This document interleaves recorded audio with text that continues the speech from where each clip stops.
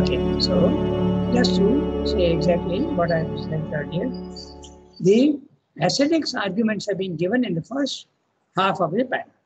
He is trying to convince everybody and convince himself that the divine is not a master in the physical world. Whereas Gita and Sandra is saying, yes, he can be. Okay, that's it. So now the quietist is putting forth all his arguments. The quietist, the ascetic, as I said, by definition, when we use the words ascetic and quietist, is the one who finds the physical world to be permanently imperfect, if not an absolute illusion. Okay, some find it illusion, and some, even if you don't find it illusion, like you have the cosmic consciousness, still you find that there is the world may be real, but it is a seat of imperfection permanently. Okay, so now we read this sentence. The quietist, the ascetic, on the other hand. Why on the other hand? Because earlier they have said that the yogi can raise his consciousness to the higher level and yet continue to do perfect work in the lower nature of the world, matter, life, mind. He can continue to work, and his work will be a divine work. Maybe not absolutely divine in the beginning, but at least good work, perfect work. Okay? Perfect from a worldly point of view. So, on the other hand, cannot see any possibility of perfection into which life and action can enter. Are they not? Now, these are the questions which the ascetic is asking. Are they not the very seat of bondage and imperfection? So why bother about it? Is not all action imperfect in its nature? Like a fire that must produce smoke? Is not the principle of action itself rajasic, the father of desire? The moment you have action, it will produce desire. That's what they claim. A cause that must have its effect of obscuration of knowledge, its round of longing and success and failure, its oscillations of joy and grief, its duality of virtue and sin, is the argument of the ascetic. God may be in the world, but he is not of the world. Now that's interesting. What does it mean? Maybe God is there in the physical world, but he is not master of the world. He is there present, but he is inactive. Okay? That's what it means. He cannot be the master of the world. He is a God of renunciation and not the master or cause of our works. He can be there, but he is a God of renunciation. He is letting nature do what it wants. And nature is doing everything at its own level of imperfection. He is a God of... Yeah, tell me. One question. How can action be father of desire? It is the other way around, no? If we have desire, we act. That's true. But here they are saying that the opposite also can be true. No?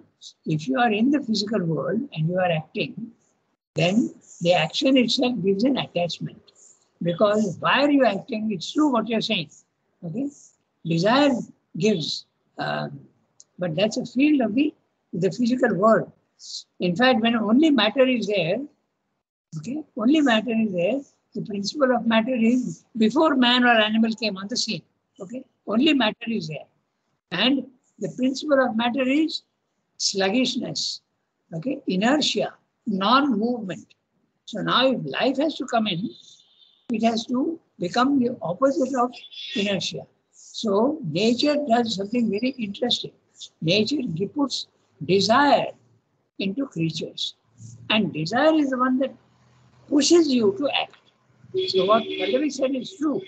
But once the action is taken up, it also gives, it's a mutual thing.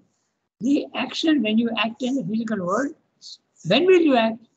You will act with desire. So it's a way of saying that action and desire are linked together. It's a way of saying. So it is true that when you act, even if you act without desire, slowly you will see that desire comes in. That is, it's like that. That's the nature of the world. Basically, what Pallavi said is right. It is desire that drives you to action. But the opposite is not untrue. When you are acting, even without desire in the beginning, it can slowly evoke in you attachment, desire, and ego. And ego is there always. So it's a mutual thing. It's an interesting question. But it's definitely action in the physical world will also give you, because you have not got rid of your ego and your attachments will come. When you are acting in the physical world, even without desire, slowly attachments come. And attachments will slowly give you also desire. If you look very carefully, if you are attached to anything, okay, slowly you will see that desire also comes in to what you are attached. You want their goodwill, you want their a happy life for them or for it. So slowly, desire also comes in, and also the attachment. Attachment, desire, they are all linked together very much. Rangada, Yeah, tell me. in this sentence, is not the principle of action itself Rajasic, the Yeah. father of desire? Is Yes. he talking of the principle of action, Yes, which is Rajasic? And that Rajasic principle is the father of desire. that's right. So that's what I'm saying. They are all mixed. Okay. What we said is not untrue. It is true. But they are all linked together. It's not that only that part is true. Even action can lead to, because action is like Rajasic. And Rajasic is the father of desire. So now the question arises, what Archanati said is interesting, but is it possible to do Rajasic action without desire? That also is possible. But it does give desire. But if you have reached the Trigunatita condition, then Rajasic action is possible in the world without desire. In fact, that's what the Gita is saying. These arguments are of the quietist, the ascetic. So the opposite. But hasn't Sri Aurobindo said that desire is the helper, desire is the bar?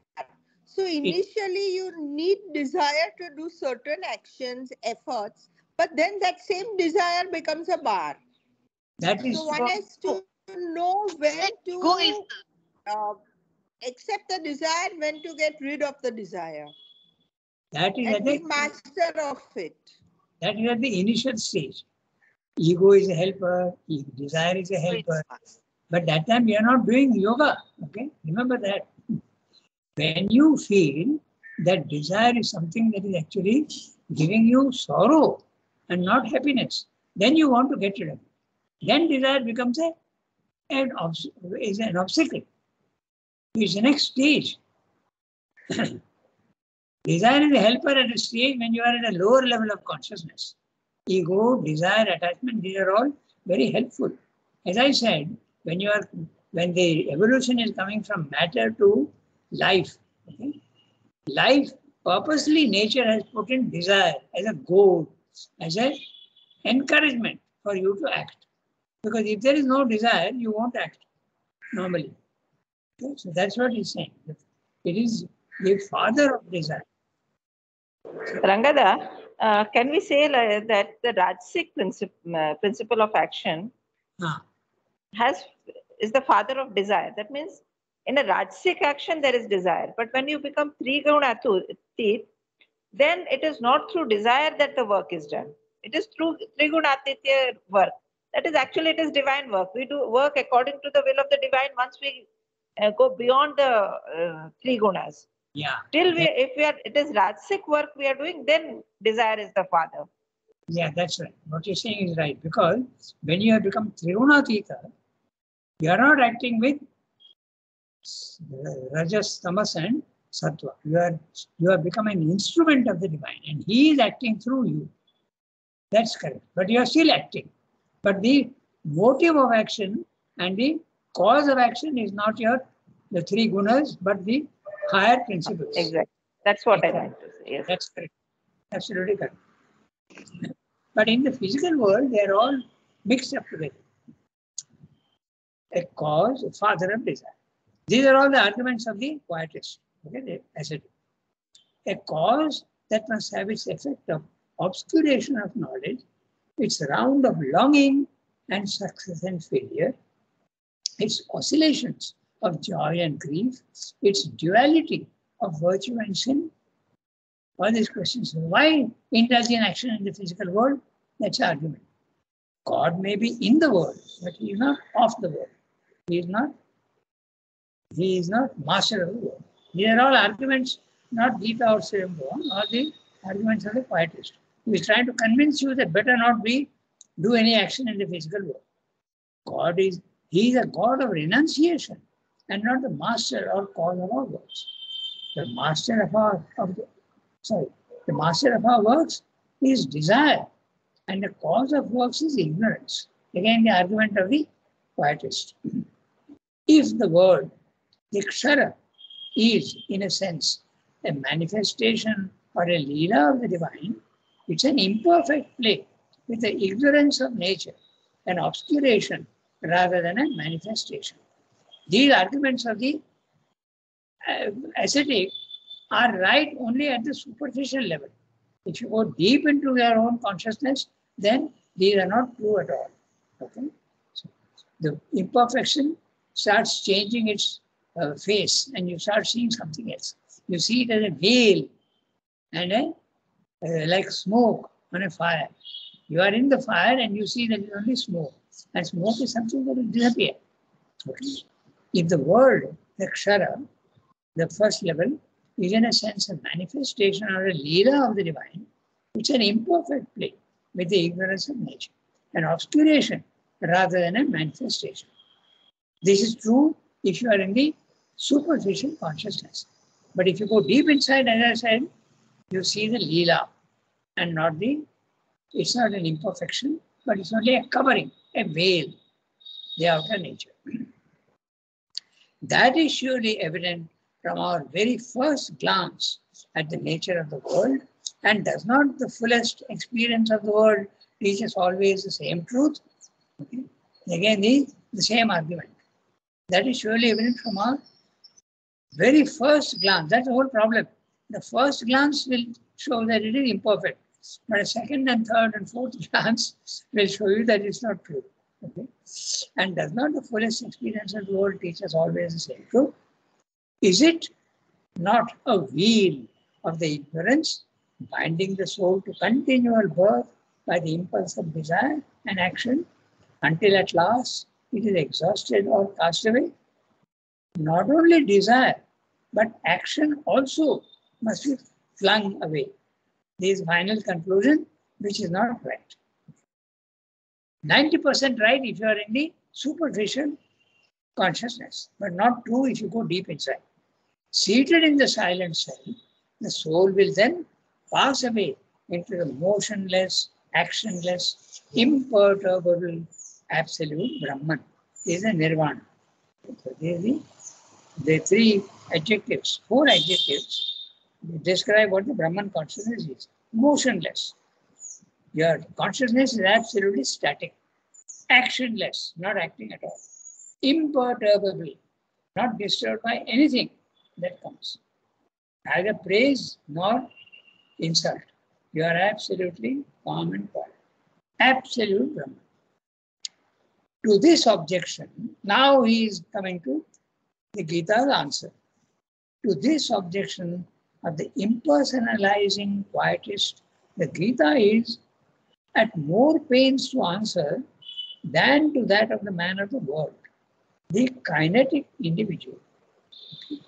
He had more pains to answer to that of the man of the world, the kinetic individual. For this quietism, having hold of a higher and more powerful truth, which is yet not the whole or the highest truth, its promulgation as a universal, complete, highest ideal of human life is likely to be more confusing and disastrous to the advance of the human race towards its goal than the error of an exclusive kinetism. So, which is the exclusive kinetism, the materialist. Exclusive kinetism. Kinetism is action, but is limited, the consciousness is limited only to the action. In other words, you're not considering God or you're not considering the higher planes of consciousness. So what he's saying is, Gita is saying that if you advise people to become actionless, then you are confusing people and also you will be the cause of a tremendous destruction. And that's exactly what happened in India. Okay? A country which was one of the wealthiest in the world, which was full of all sorts of actions in the physical world, the 64 Shastras, in every field there was activity of the physical world. And then came the Buddhistic attitude that the world is unreal. And then what happened? Of course, helped very much by the global conquest and the British conquest, we became absolutely a fallen nation. Illiteracy, ignorance, okay, no cleanliness, nothing. The world is unreal. Why bother about it? Now it is slowly re-emerging and taking its proper place in the Committee of Nations. That's what this is. Okay? So, this is what should not be done, it says the Gita.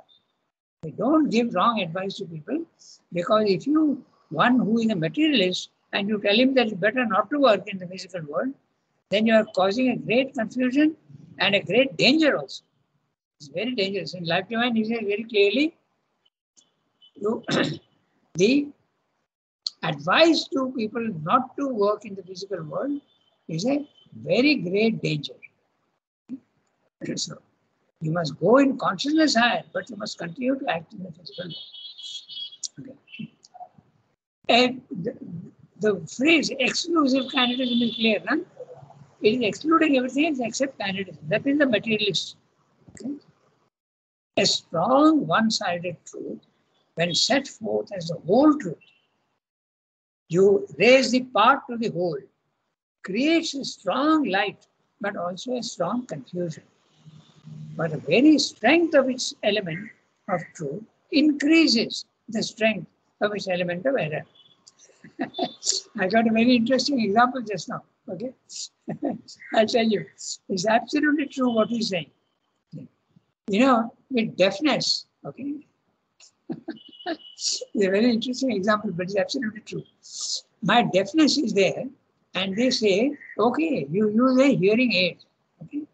And when the hearing aid comes, it should cure the deafness. No, it doesn't. What happens is the sounds come and the sounds are increased, but the words are not. Articulated sounds are not heard. So it gets worse. Okay? When you try to cure it, it gets worse. That's what he's saying. Yeah? A strong one-sided truth, when set forth as the whole truth, creates a strong light, but also a strong confusion. Okay, that also can come. The sounds which a deaf man is hearing, in trying to cure it, the sound become even more. And the words are not heard. Okay? That's why we have all stopped. You know, Swadesh in knowledge, and myself also, we all stopped using hearing aids. There is no use at all. Along with the strength of the part knowledge, also increases the error of the part knowledge. That's what Shri is saying. The error of the kinetic ideal can only prolong the ignorance and retard the human advance by setting it in search of perfection, where perfection cannot be found. That's the argument.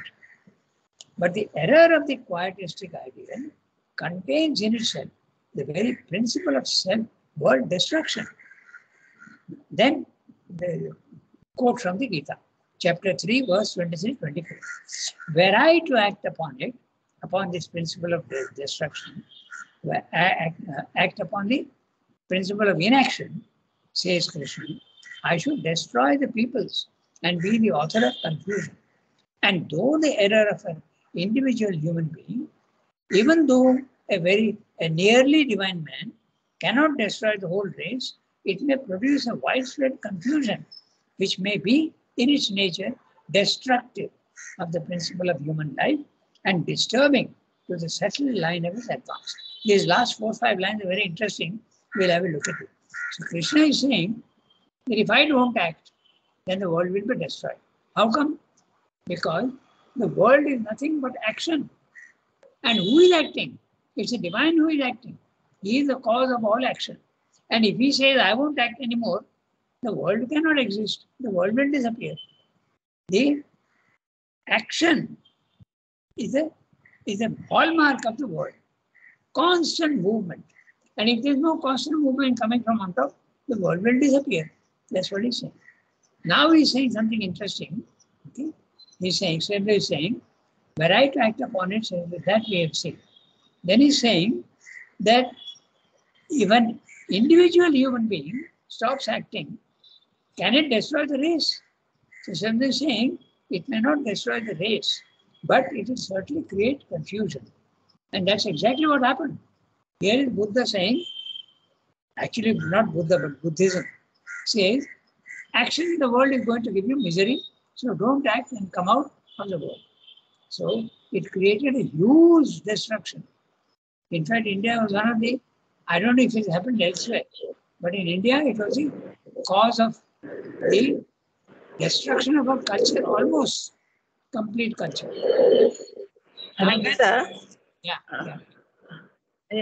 Yeah, I want to just, a question struck my mind that in Gita, even Shri Krishna, in Gita also, Shri Krishna is saying so much about, against the ascetic or the quietistic, this thing. So Yes. before Gita also, this must have been there. We usually talk that because of Shankaracharya or for Buddha, nirvana concept or the leaving of the world concept came in. But if in Gita also Shri Krishna is insisting so much about the work and is saying the quietistic is not the correct attitude, it will destroy the world. That means even before Gita, that must have been there, that problem must have been there. Am I clear what I'm asking?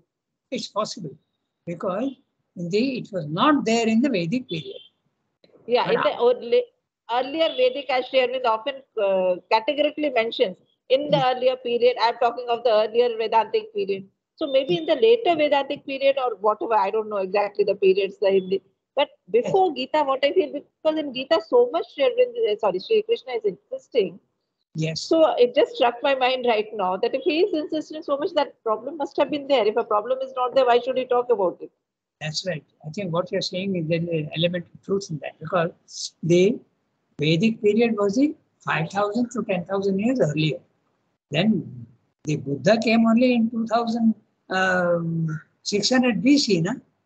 So 600 BC. So what happened in the middle of that? There was a decline of the Vedic culture. There is no doubt about it because that's the way of the evolution. It goes up and down. So in that case, and the Upanishads, Shribda says very clearly that the trend was, first of all, there is spiritual experience, then there is a fall, and then there is philosophy which replaces it. And philosophy is the Upanishads. Okay? That's why it's called Vedanta, Vedasya Anta. After the Vedas, where there was no ignorance and the physical world was taken to be true, then came the spiritual experience went away, and finally the Upanishads came into being. And when the Upanishads have come into being, already the idea of the physical world being Maya, okay, so that was probably there. And then the Gita comes and re-establishes it. But so all these ideas were there. In fact, Srimad says very clearly that all the philosophies in India were not the quietistic, but there were some quietistic also. So what you're saying is quite right. But that's a question of history. Which one came first and which one came second? It's not always very easy to make out.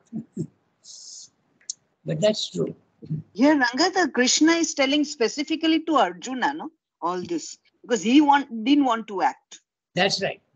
That's the occasion. But the principle remains the same for everyone. That's only the way of putting it, because he doesn't want to act. That's right. He doesn't want to do his duty. That's right.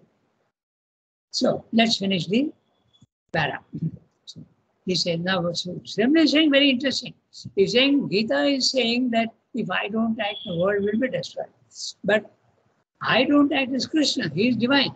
But suppose a man, a yogi, advises that don't do any work in the physical world, is it also going to destroy the world?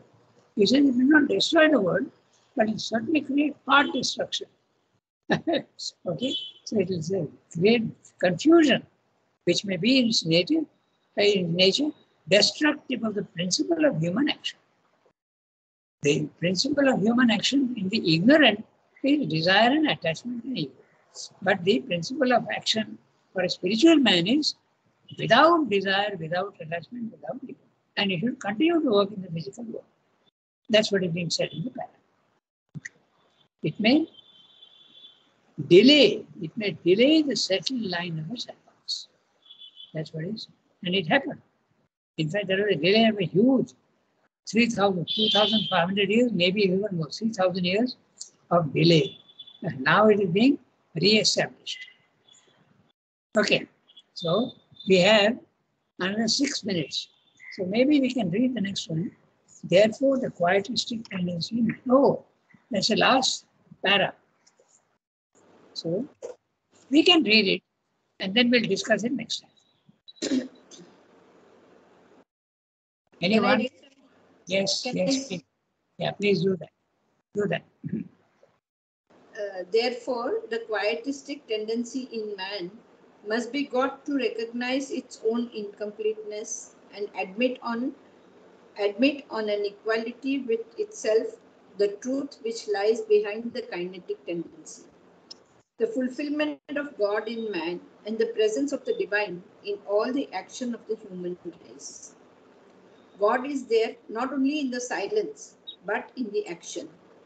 The quietism of the impassive soul, unaffected by nature, and the kinetism of the soul, giving itself to nature, so that the great world sacrifice, the Purusha Yajna, may be effected, are not a reality and a falsehood in perpetual struggle, nor yet two hostile realities, one superior, the other inferior, each fatal to the other.